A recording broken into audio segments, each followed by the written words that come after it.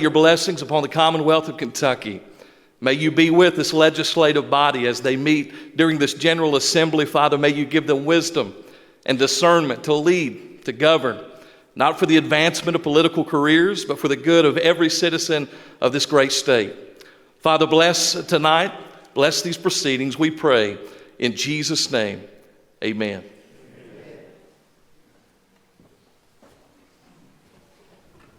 I pledge allegiance to the flag of the United States of America and to the republic for which it stands, one nation, under God, indivisible, with liberty and justice for all.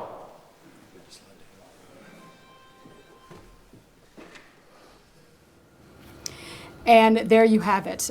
We just had the invocation and the official call to order, and now we will welcome the governor of the Commonwealth of Kentucky soon into the chamber.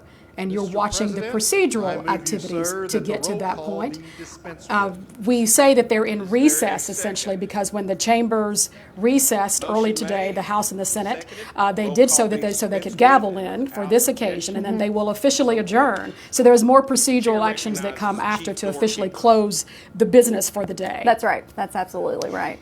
And we know that today has been sometimes a tense day because of the bomb threat that was given to the Kentucky Secretary of State's office and other states across the nation. So some uncertainty. A little today. bit on edge today. Yeah. I was over here in the annex when that occurred. So, I think everybody is on guard and wants to make sure that we keep a safe Capitol. Hats off to our Kentucky State Police who handled it brilliantly, as always. They always do. And so you are watching the governor of Kentucky, the First Lady, and others, and the committee who are waiting upon the governor as he walks down the aisle to issue his Commonwealth Address, State of the Commonwealth Address, his second address in his second term. As we told you just momentarily, he gave his budget address on December the 18th. And so tonight we will perhaps hear more about what his legislative agenda is for this 2024 legislative session. And those are the justices of the Kentucky Supreme Court. Also looking to see if we have any of our constitutional officers in the room tonight, because we have several new ones. This would be their first day. That looks like Russell Coleman, I believe, yes, our Attorney General. That's Attorney General Coleman there.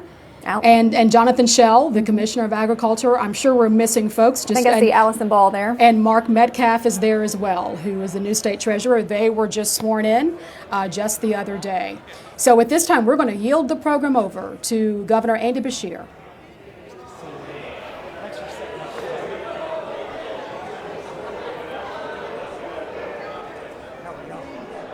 Thanks for sharing it with me tonight.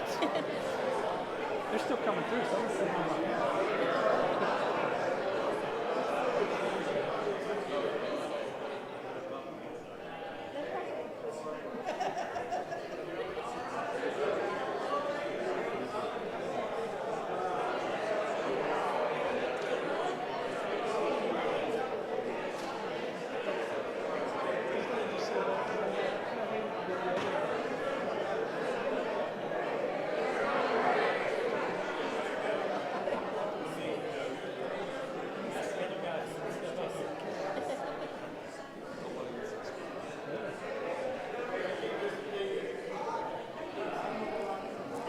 So many people waiting for you.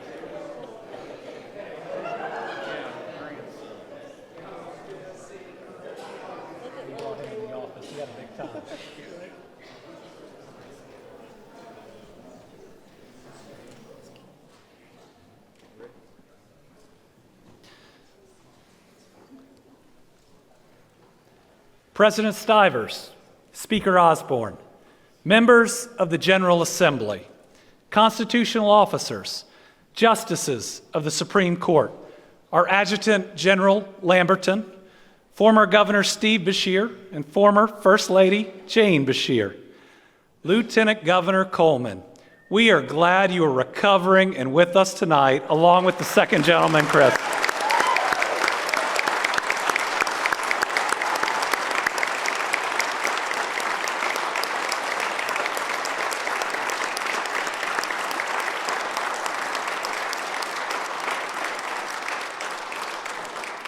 First Lady Brittany Beshear. Thank you for all you do for our family and all Kentucky families. I love you.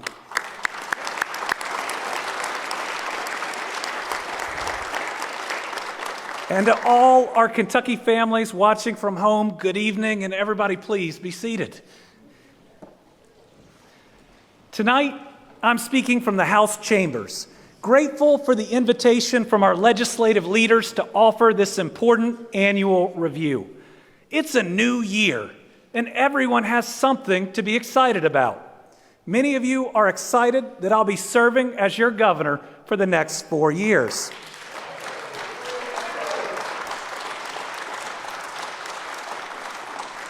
And the rest are excited that I am now term limited. Regardless of your perspective, it does give us a chance to push politics aside and to move this Commonwealth forward together. Tonight, I'm proud to report that thanks to the strength of our people and our red-hot economy, the state of our Commonwealth is stronger than it has ever been.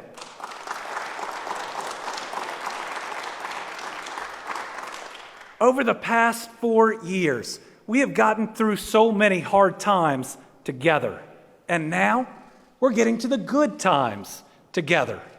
We've arrived here by leading with kindness, compassion, and empathy for one another. That's what my faith teaches me, to love my neighbor as myself. It's that golden rule and the parable of the Good Samaritan that have guided us and should guide us.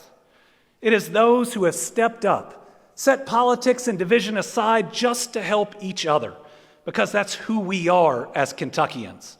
No pandemic, no tornado, no flood, or any other challenge will ever change that. How we dealt with these historic challenges wasn't red or blue.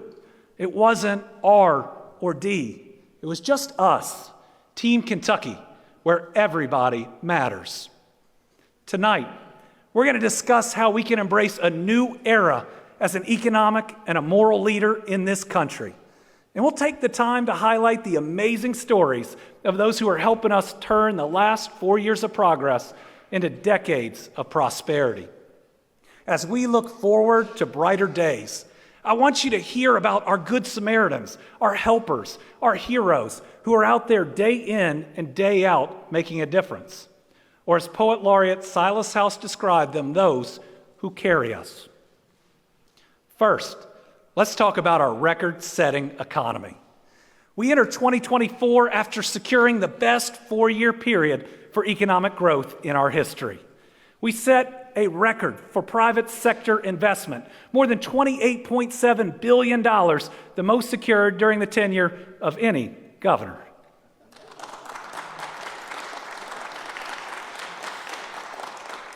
Together, we created more than 51,200 new jobs for our communities and families, and at some of the highest wages we've ever seen last year. We averaged $26.67 an hour before benefits. I say we, because economic development is a team sport. It takes both the executive and the legislative branches, along with so many hardworking local officials and business leaders. Because of our work, because of all of our work, the eyes of the world are on Kentucky and what we are doing.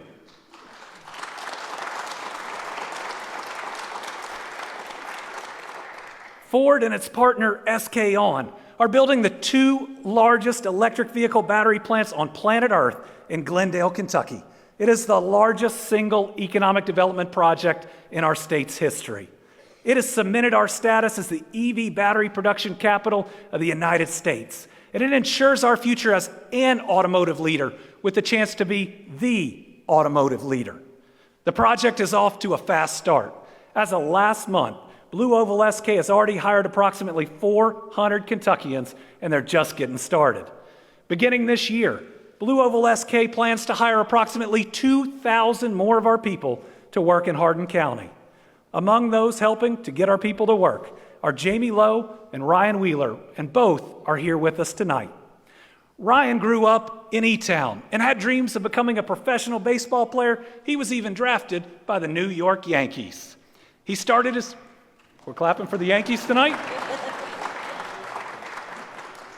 He started his career with Ford, and he's now come back home to lead as a plant manager.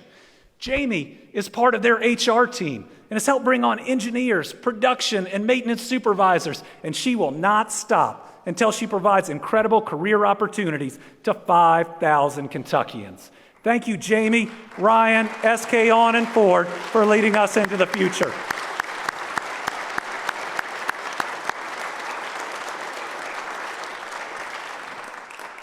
Now let's look to Henderson. Their Pratt Industries opened the cleanest, greenest recycled paper mill in the country, with over 320 jobs paying almost $40 an hour. Pratt is transformational for our Western Kentucky families. Tonight, we have Global CEO Brian McFeely here with us. Brian sees what others are seeing more clearly every day, that Kentucky's workforce is second to none, and there is no better place to do business. Brian, thank you, and thanks to Executive Global Chairman Anthony Pratt for your investment in us. And if you think one Kentucky plant is great, imagine what you could do with 2, 3, maybe even 4.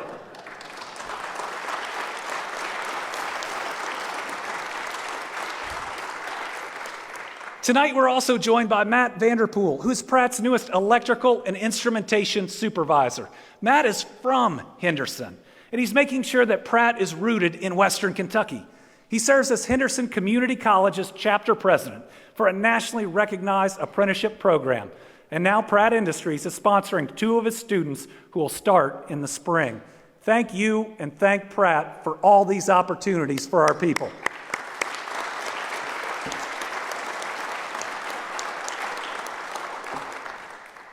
Creating this economy, making this happen takes all of us moving forward together. I want to thank the General Assembly for coming together to pass legislation needed to secure major projects like AESC's $2 billion, 2,000-job EV gigafactory in Bowling Green. That is another project that shows we are on a roll, but also highlights the site preparation, the work that it takes to lead the country in speed to market and to secure these wins. You, the General Assembly, recognized this work and invested in the last budget session, providing $200 million for site development across the Commonwealth, as well as a closing fund to keep us competitive. It is paying off.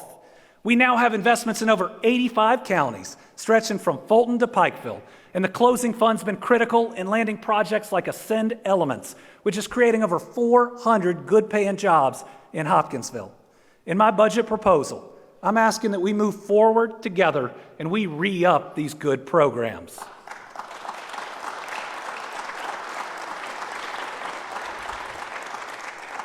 This is our chance to build a top 10 economy with good jobs for all of our people. So let's make it happen together. As our economy is growing stronger, so are our people. We've grown more resilient thanks to the Kentuckians who are helping us rebuild after tornadoes devastated the West and historic flooding ravaged the East. Just over 2 years ago, the deadliest tornadoes in our state's history took the lives of 81 Kentuckians. Together, we mourned each one lost, and we wrapped our arms around each of those families. And just 6 months later, Eastern Kentucky was hit with the deadliest flooding in my lifetime, which took the lives of 45 Kentuckians. In both areas, we came together to lift up those families, and we committed to be there every step of the way and to rebuild better than before.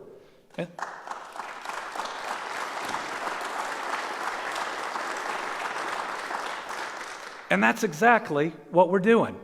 So far, we've secured hundreds of millions of dollars in state and federal funding and raised millions more in donated funds for each region. We are rebuilding roads and bridges, water and wastewater systems, and we're building new homes for families who lost everything. We've already pledged $21.6 million to build and repair 300 homes with the help of nonprofit partners in the West. 175 of them are completed, under construction, or approved to start construction. We have projects in Caldwell, Christian, Fulton, Graves, Hickman, Hopkins, Marshall, Ohio, and Warren counties. In the East, we've now announced 7 sites for new developments on higher ground. They include Skyview in Perry County, Chestnut Ridge and Olive Branch in Knott County, New Hope and Wayland in Floyd County, and Grandview and the cottages of Thompson Branch in Letcher County. Each site gives us a chance to start anew, to build stronger and reimagine neighborhoods that bring revitalization and not just rebuilding. These homes aren't just a safe place to call home. They are symbols of hope. And we could not be making this progress without leaders like Pastor Stephen Boykin, president at the Hope Initiative and lead pastor of His House Ministries, who's here with us tonight from Graves County.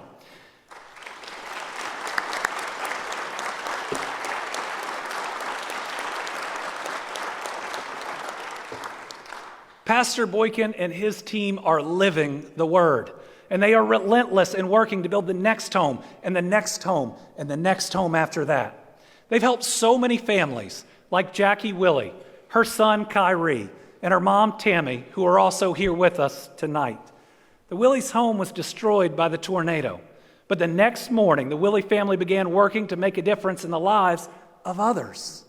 Instead of focusing on her own needs, Jackie went to the work at the distribution center that was set up to take care of her neighbors. Tammy worked in both the distribution center and the toy drive, even though she'd recently been involved in a car crash and wasn't sure she'd ever walk again. So when their new home was built with funds from the Team Western Kentucky Tornado Relief Fund, the Hope Initiative wanted to make sure that it was accessible. Today, we celebrate with the Willie family that not only do they have a new home, but after many surgeries, Tammy is able to walk again.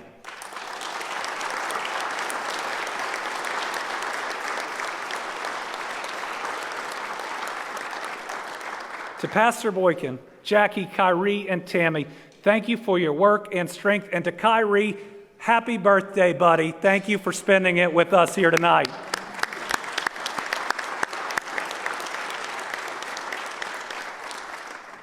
We've also seen leaders in the East following the floods. Leaders like Scott McReynolds, Executive Director of the Housing Development Alliance out of Perry County. After the floods, Scott and his team got to work building houses for people like the White family who are here with us tonight. William, Cheyenne, and their son Caleb were living in Troublesome Creek in Knott County. The family had just saved enough to start making their home their own, and William had started to put new floors in as the flood hit their neighborhood. They watched as their home was washed away. But thanks to Scott and his team, as well as so many generous donors to the Flood Relief Fund, William, Cheyenne, Caleb, and their newest addition, Maggie, have their new home, and best of all, they don't have to worry about it flooding ever again. Let's thank Scott and this family for everything they're doing.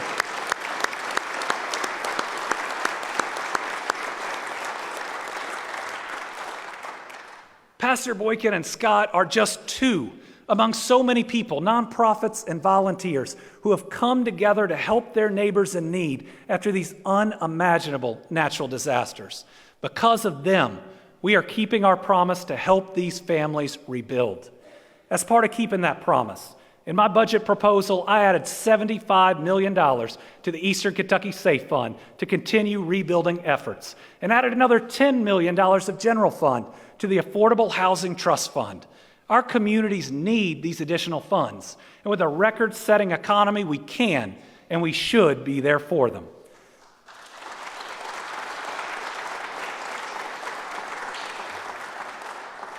To our families in the East and the West, we will be there every step of the way by working together and by leading with our Kentucky values of faith, family, and community. We will continue to march forward together with each one of you.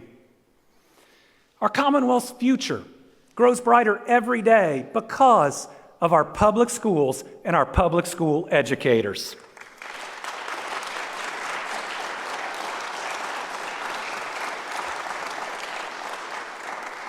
Look, our school employees show up for our kids every single day, and that includes the toughest days. When the tornadoes hit Western Kentucky, I visited Bremen to assess the damage. As I was walking down the road, there was a man driving a big pickup truck. He stopped, and I jumped up, and we talked for a minute. Turns out he's an educator at Muhlenberg County High School. He's been a teacher for more than 20 years. He was volunteering with the cleanup efforts by driving that truck to haul the chaos, to haul the debris out of his town. It was a special moment to meet one of our amazing teachers who is doing even more to help his community. His name is Matthew Oates, and he's right there. He's here with us tonight.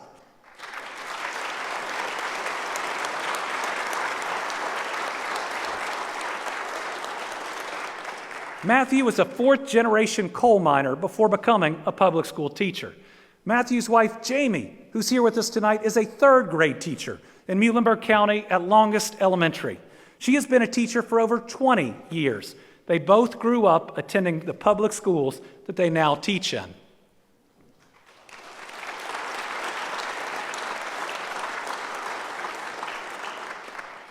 But to support themselves and their two kids, Matthew and Jamie Oates are both working 2 jobs. Our public school employees deserve better than that. It's families like the Oates who need us to step up right now and pay our public school employees closer to what they deserve.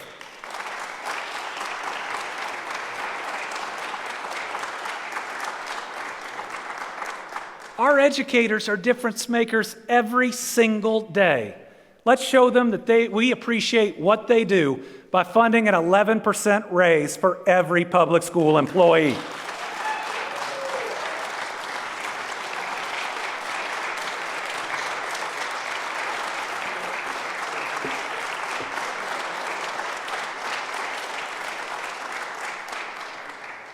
We don't just need to, we have to. See, we have fallen behind. Kentucky ranks 44th in starting teacher pay and 40th in average teacher pay. That is unacceptable. And it's hard to understand why we have not been able to come together and get this done for our educators, especially when our neighbors are figuring it out. The Republican governor of Tennessee signed a bill last year to provide their teachers the largest pay raise in their state's history. And Indiana's looking to do the same. Folks, that's our competition, not each other. We can choose to beat Indiana or beat up on each other. Our competition to the north and the south are showing us the way. But this budget opportunity is our chance to make things right here in Kentucky. Let's work together to get it done in this session.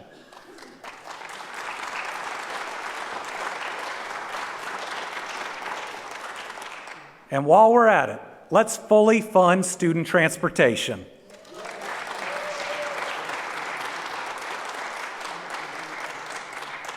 If we want more bus drivers, let's pay them more, and let's provide the support our school districts need. As for our youngest learners, it is time to pass universal pre-K for all of our Kentucky 4-year-olds.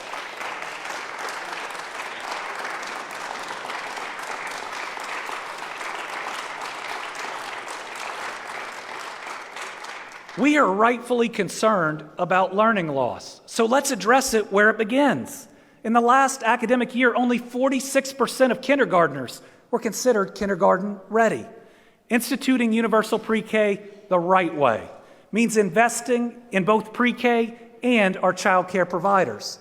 That's why my budget proposal provides record funding to help our child care providers in their transition to serve both younger children and to provide after-school programs. Funding both together could be transformational.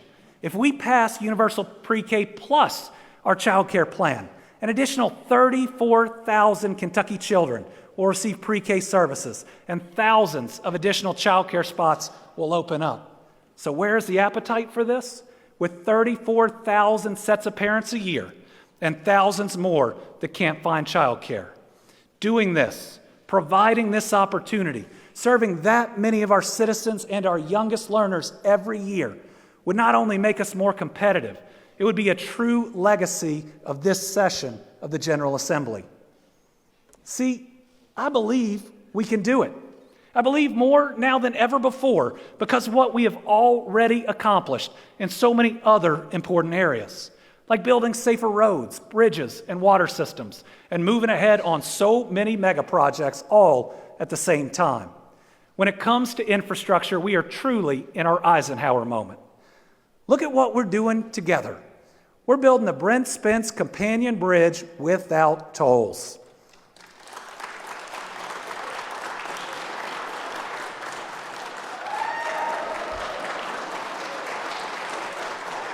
We're four-laning the entire Mountain Parkway.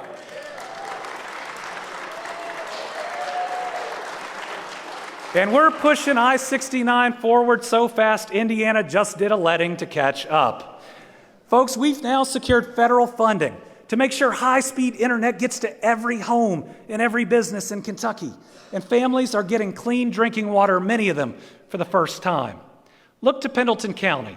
One of the homes belongs to Tom and Lori Himmelsbach, who could not be with us tonight because they own a restaurant in Butler called the Kentucky Millstone. They teach baking classes there and work to give back to their community, like when a neighbor's house burned down and they hosted a donation drive at their restaurant. But for 34 years, Tom and Lori had been hauling water to their home. But thanks to the Cleaner Water program, we were able to bring public water directly to their house for the first time. I have seen firsthand what this Cleaner Water program means. It is life-changing, and it's something that we owe to all of our people. That's why I'm proposing that we invest another $500 million in grants to our counties and local governments to continue this vital work.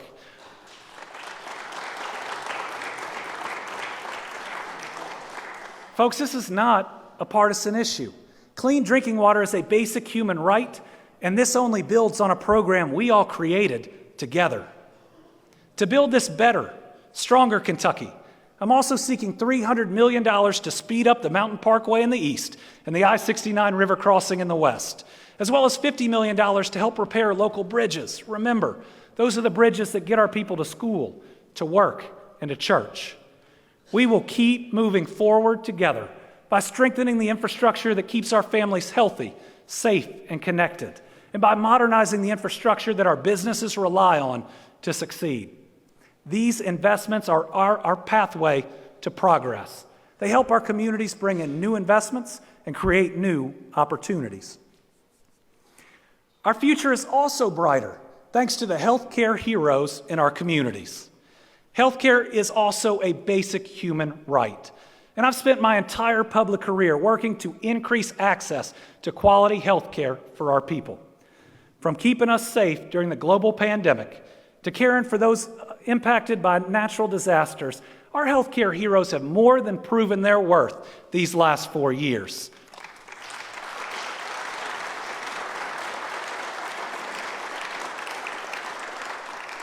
And in that time, we've seen some amazing progress. We protected healthcare access for nearly 100,000 Kentuckians by removing governmental roadblocks. We relaunched and expanded the state insurance marketplace called Connect. We expanded Medicaid coverage for new moms. We boosted our workforce by adding dental, vision, and hearing coverage. We capped the cost of insulin, and we've invested in hospital systems across the state. One important step was securing the first hospital in West Louisville in 150 years.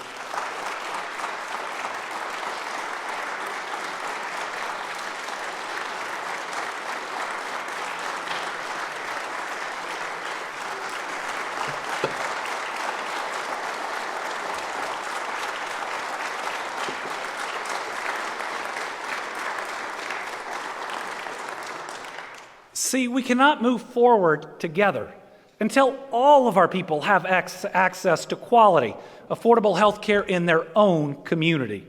No one should have to drive 2 hours or take multiple buses just to see their doctor. That's something Corinza Townsend recognized in her own community. In 2016, Corinza was working at a Norton Healthcare Center when she noticed West Louisville families didn't have a reliable place to get their health care. So she got to work on the idea of starting a community health fair. But she had bigger dreams, a hospital in the West End. Ultimately, it was Corinza's pitch that got the ball rolling on what we now know as the Norton West Louisville Hospital. Today, Corinza, who's here with us, has been named Chief Administrative Officer of this state-of-the-art care center that is receiving the final touches as we speak.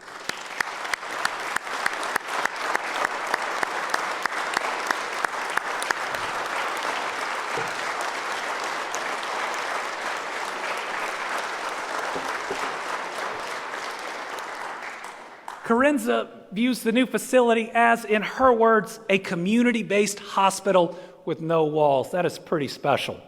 Corinza's with us tonight along with Russell Cox, President and CEO of Norton Healthcare.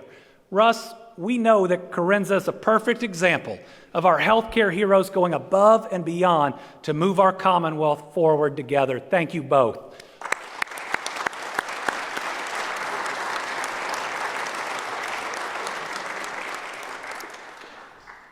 I also want to talk a moment about mental health care. Our administration has always treated mental health care the same as physical health care. That's why, with your help and your funding, we launched the 988 Crisis Hotline, which connects Kentuckians facing a risk of suicide, mental health distress, or an addiction crisis with trained counselors who can help. In Kentucky, we want our people to know it's okay to not be okay. And the 988 hotline is available to help 24 hours a day, 7 days a week, 365 days a year. Someone is there to help you if you need that help. On the other end of the line, you'll find dedicated and compassionate Kentuckians like Haley Johnson. Haley is a 988 crisis counselor from Lexington and one of the first people hired there to answer calls. Haley has been there for Kentuckians in some of their darkest hours. She takes the time to talk to these individuals and to make referrals for services and even makes follow-up calls to make sure that these folks know someone cares. Haley is with us tonight. I want to thank Haley and all our mental health care heroes for the amazing care you're providing for our people. Thank you.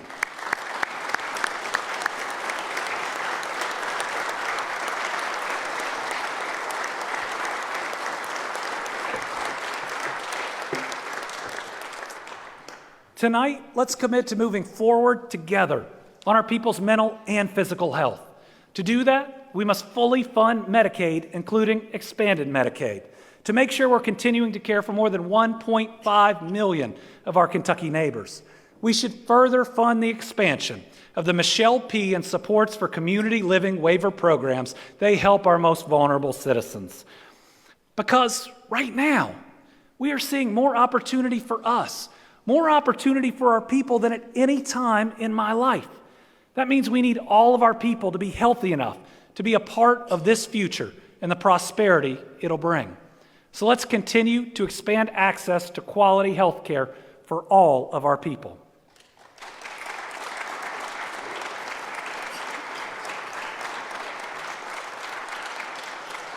We also have to thank those treating addiction and helping those in recovery. Across the nation, the opioid epidemic continues to devastate communities and families, with fentanyl taking a deadly toll. We've lost too many parents, children, relatives, and friends, all our children of God taken far too soon. We've worked hard to boost access to treatment while reducing the stigma around asking for help. And in 2022, we saw the first reduction in overdose deaths since 2018. We were one of only 8 states to record a decrease. Combating this epidemic takes commitment, a commitment that we have embraced by increasing treatment beds by over 50% in the last 4 years. And I'm proud to say that we now have more treatment beds per capita than any other state in the country.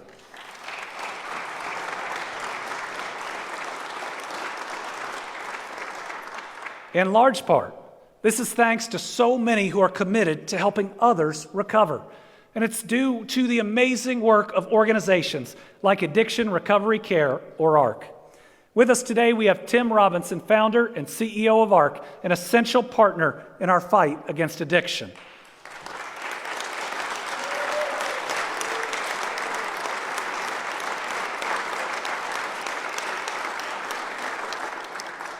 We worked with ARC to transition the former St. Catherine's College in Springfield into Crown Recovery Center, a 575-bed drug treatment and recovery campus. To date, over 7,000 clients have walked through their doors.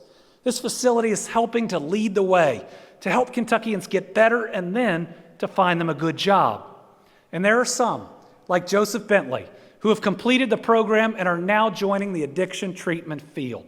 Joseph, who's here with us tonight, faced active addiction for 20 years. He entered Crown Recovery Center soon after it opened, and he was their first client to obtain his GED.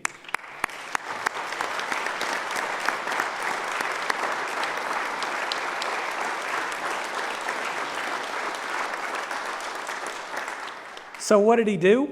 He began helping others to get theirs. He also started working there and worked his way up to become a program manager where he's once again helping others. This fall, Joseph is starting college. And most important, he's spending more quality time with his family. Joseph, we see you. We're proud of you. And I can't wait to see all the great things you're going to do in the future.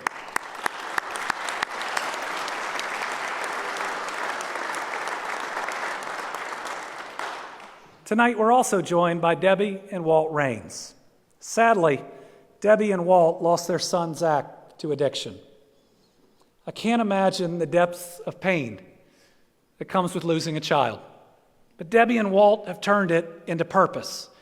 We are thankful for the work they're doing to educate our first responders on the importance of administering Narcan. And folks, the answer to how many times you should bring somebody back with Narcan is every single time.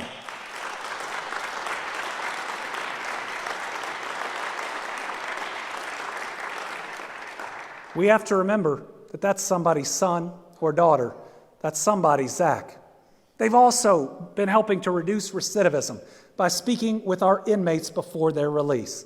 Debbie, Walt, we love you. Thank you for helping our fellow Kentuckians. Thank you for being here tonight with us.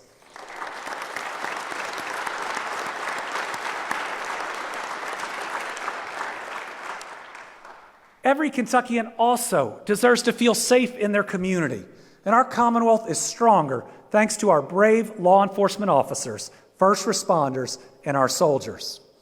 First, let me start by saying we have the best National Guard in the entire country.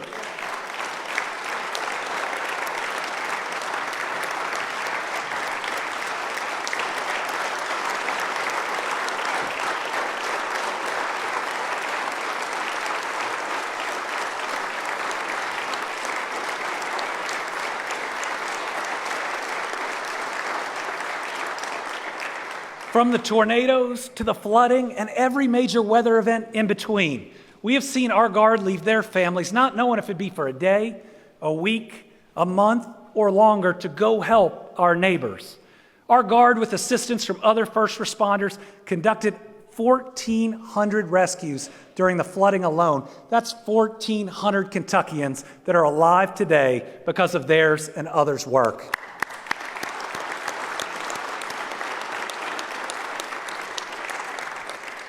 No matter the difficulty or the obstacles, we see the very best of who we are through our National Guard.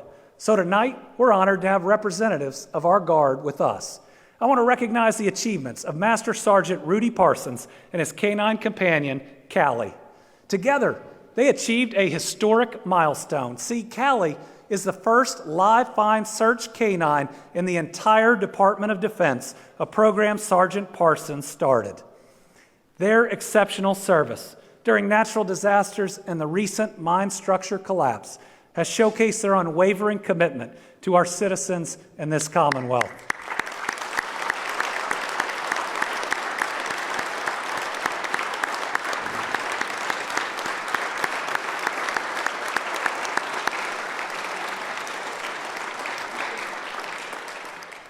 I also want to commend Chief Warrant Officer 2, Kristen Beard. She is an aviator with our Aviation Medevac unit. She was a key partner in our response to the Eastern Kentucky flooding. She is also an officer with the Lexington Police Department, serving as a pilot in the Air Support Unit. Chief Beard's dual role is a great example of the type of soldiers that make up our National Guard. Thank you both for your service.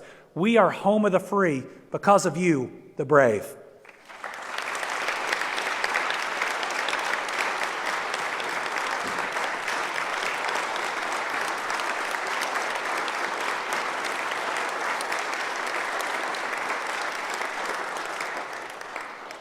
Thank you to all our soldiers and airmen at home and those serving abroad. Let's take a minute to pray for each and every one of them.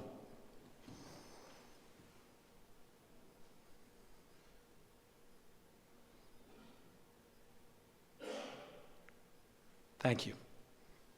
Those who serve in the armed forces, in law enforcement, and our first responders live out their faith and values often in the toughest of circumstances. For those whose service requires the ultimate sacrifice, it is a debt we can never fully repay. For their boundless love and selflessness, they ask only that we remember them. So tonight, we once again remember those lost in service to their community, state, and country. It has been heartbreaking. Since 2022, we lost a Kentucky National Guard service member while he was serving on the southwest border, and another guardsman was severely injured. We lost 2 active duty Marines, one serving on a NATO mission in Europe. We lost 9 soldiers from Fort Campbell who were lost in a helicopter training mission over Trigg County, and then another 5 from Fort Campbell in a helicopter crash over the Mediterranean Sea. Since 2022, we have lost 8 Kentucky law enforcement officers in the line of duty. They all served their fellow Kentuckians honorably until the very end. And I know the Commonwealth joins Brittany and me in honoring them. Tonight, we're pleased to have Savannah and Paisley Chaffins here with us. Paisley lost her dad, and Savannah lost her husband when we all lost Prestonsburg police officer Jacob Chaffins in 2022 as he ran towards danger to protect his community. Jacob was a true public servant, a member of the Prestonsburg Fire Department, a sergeant in the National Guard, an EMT, and a U.S. Marshal. Jacob was selfless and is missed every day by his loved ones. Today, I was blessed to spend a little time with Paisley and with Savannah, and to make sure Paisley knew how much we appreciate her dad's service and sacrifice and how important that she is. The least we can do to honor Jacob is to ensure that Paisley has a big, bright future filled with love, happiness, and success. Thank you, Savannah and Paisley, for being here and letting us show you how much this Commonwealth loves you. We will always walk with you.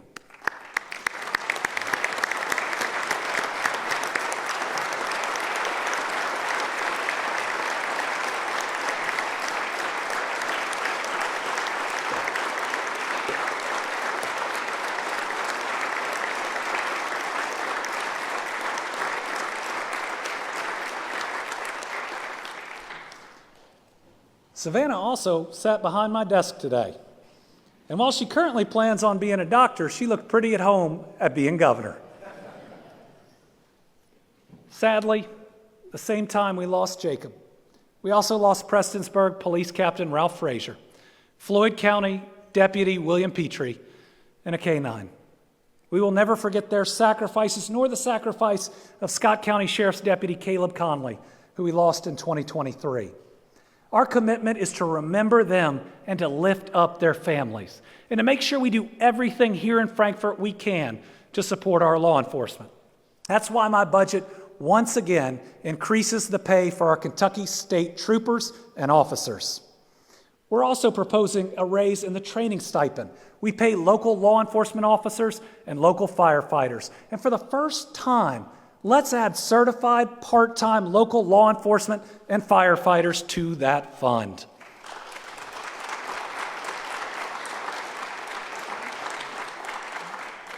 I'm further requesting $35 million to fund grants for body armor to better protect our law enforcement officers and first responders on those days when they run towards danger.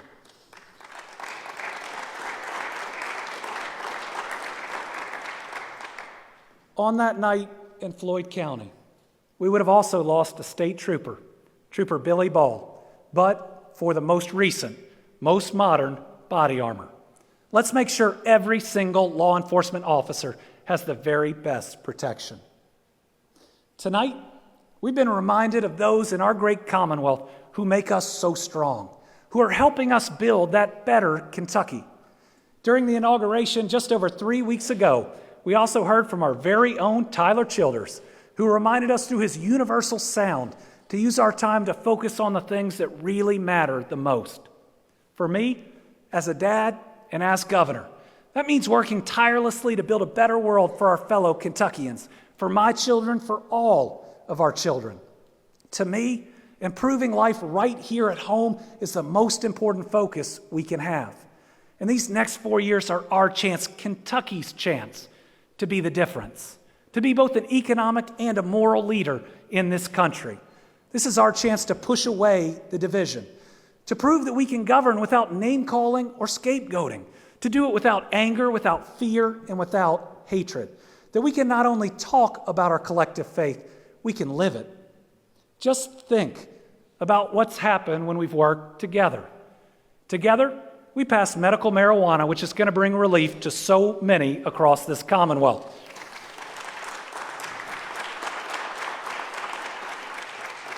We finally gave our people what they had been asking for in sports betting, and boy, did we learn they really wanted it. And Speaker, we solidified our place as a thoroughbred capital of the world after passing HHR.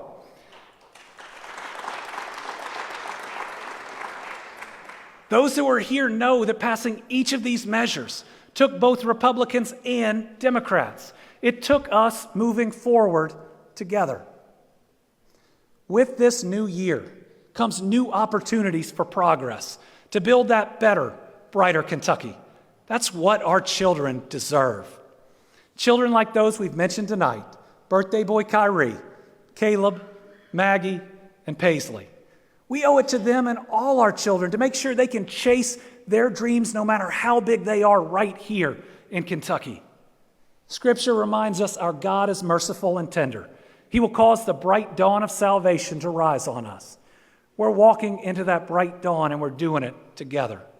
And remember, life is short, so do good things and be kind to each other.